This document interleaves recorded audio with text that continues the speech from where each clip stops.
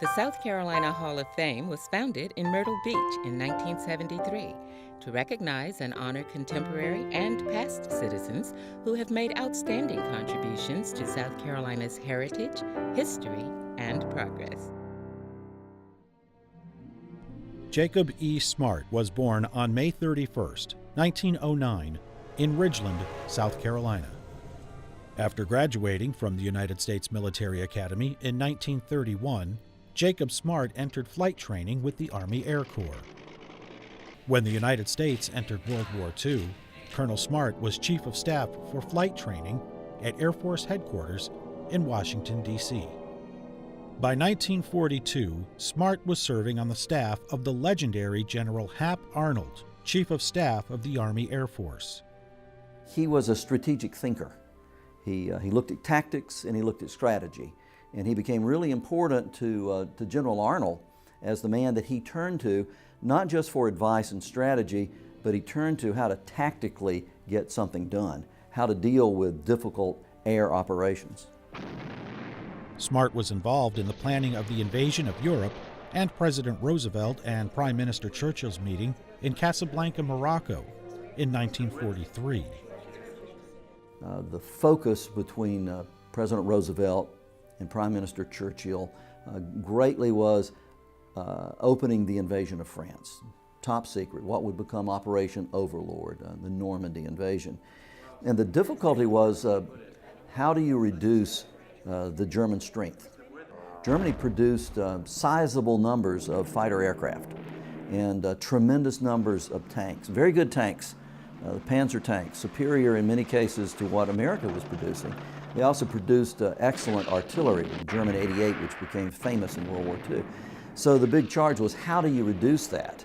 And it was decided that to go after the fuel supplies, that so much of that could be reduced if they went after fuel.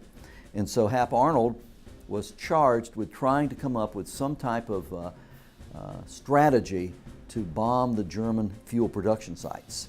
And he turned to Smart and said, get this done. Jacob Smart is best known as the architect of Operation Tidal Wave on August 1, 1943. 178 B-24 Liberator bombers flew the 2,400-mile round-trip mission from Libya to Ploiesti, Romania, to bomb oil refineries. They flew from North Africa, bombed Romania, and then back. It was extraordinary strategically and tactically. But they flew into the target at low level. And the whole idea was surprise and to take out and severely harm German fuel production. It was extremely costly.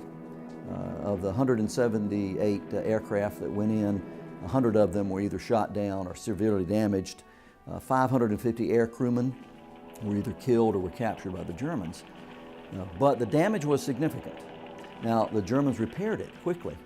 And so the raid was kind of controversial, and did it really accomplish what it set out to do? But it was a major milestone in the developing American-led Allied strategy to try to cripple the German fuel reserves.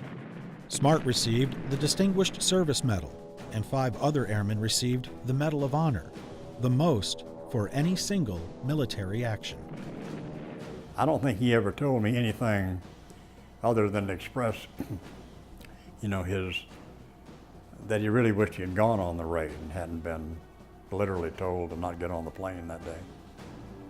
He always felt that he planned something that other people died for, that he should have at least been there.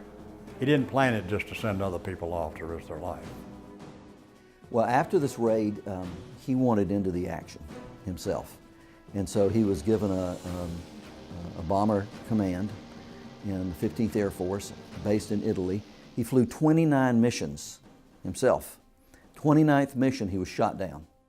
On May 10, 1944, Jacob Smart was on his 29th mission, flying a B-17 Flying Fortress to bomb aircraft factories in Austria when his aircraft was hit by anti-aircraft fire and exploded. He was thrown from the wreck in midair, wounded from shrapnel, and safely parachuted to the ground.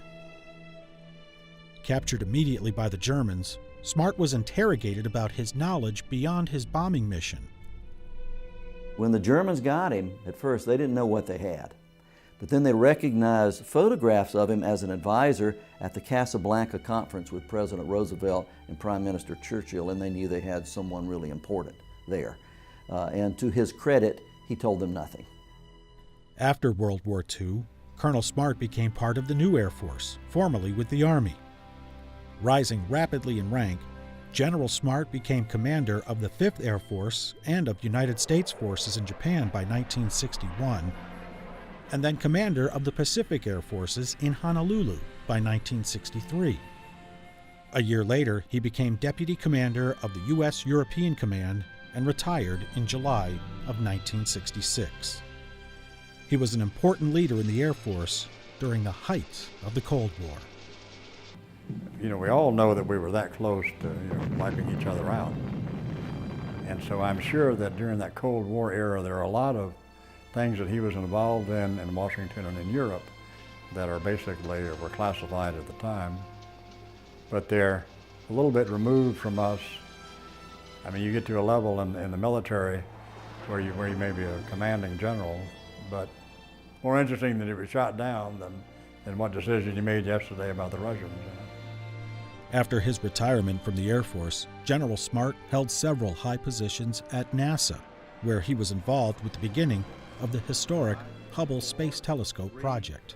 2, 1, and liftoff of the Space Shuttle Discovery with the Hubble Space Telescope, our window on the universe. Here's this man who was in the early stages of the development of the American Air Force when it was the Army Air Corps, who played a key role in World War II as an advisor, who was a deputy chief of operations in the Korean War, who helped plan strategy and tactics in the Cold War. And then at a time when he could have been sitting on the rocking chair, he goes back and works for NASA, working with something advanced as a space telescope. Just weren't many careers like that. In the mid-1970s, General Smart returned to his hometown of Ridgeland, South Carolina, where he lived for the rest of his life. As a side note, it's interesting that Ridgeland has 2 4-star generals. So what town in South Carolina, what town in the nation, in a small town like this, can produce 2 Air Force 4-star generals? General Smart passed away on November 12, 2006, at the age of 97. Divorced from his wife Elizabeth in 1946, he had 4 children, 3 daughters and a son. He has a street, Main Street here was renamed for him. His legacy lives on with the Historical Society, and that he was one of the original founders and helped really get it started. It's nice to know that there were some home state folks who played important roles to provide, if you will, a role model to say that you too have the possibility to become something.